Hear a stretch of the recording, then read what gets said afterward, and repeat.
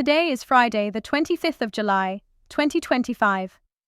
Here are your top headlines from today's Citywebwatch News Brief.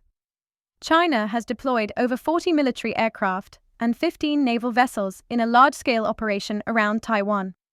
The Chinese military claims the drills target separatist acts, while Taiwan has responded with air and sea patrols. This development underscores ongoing regional tensions and Beijing's growing assertiveness. The European Central Bank held rates steady and hinted at a pause in further cuts. Despite slowing inflation, ECB President Christine Lagarde emphasized uncertainty in the Eurozone outlook. The markets reacted cautiously, with the euro holding steady and European equities posting modest gains. The Biden administration has revoked export licenses for companies supplying AI chips to Chinese firms, including Huawei. This move escalates the tech standoff and could heavily impact China's AI ambitions.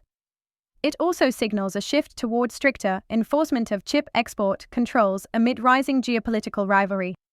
Tropical storm Wifa has drenched northern Thailand, triggering flash floods and landslides. Chiang Mai, Lampang, and Nan are among the worst-hit provinces.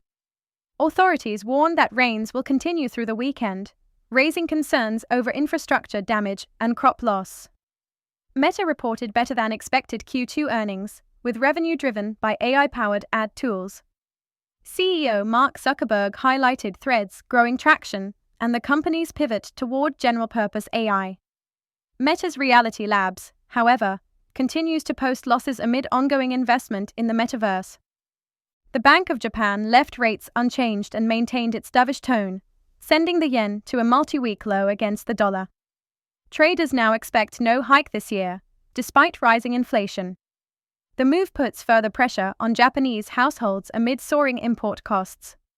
President Zelensky has replaced several top military commanders in a strategic shakeup, fueling speculation of a new phase in Ukraine's campaign.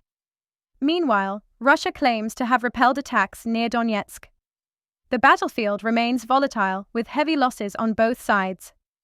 June retail sales in the UK rose 0.7%, defying forecasts of stagnation.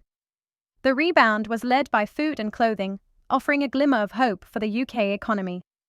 However, analysts caution that consumer sentiment remains fragile amid high borrowing costs.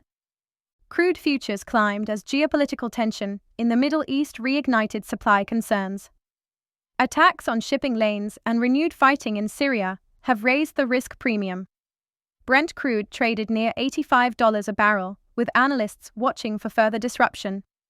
Brussels is pressuring TikTok to clarify how it handles political content ahead of upcoming EU elections. Regulators are concerned about disinformation and algorithmic bias. TikTok says it's enhancing transparency, but compliance with the Digital Services Act is under review. I'm Samantha Clark, and thank you for listening. For more insight into today's top stories, subscribe to the Citywebwatch Daily Brief at citywebwatch.com.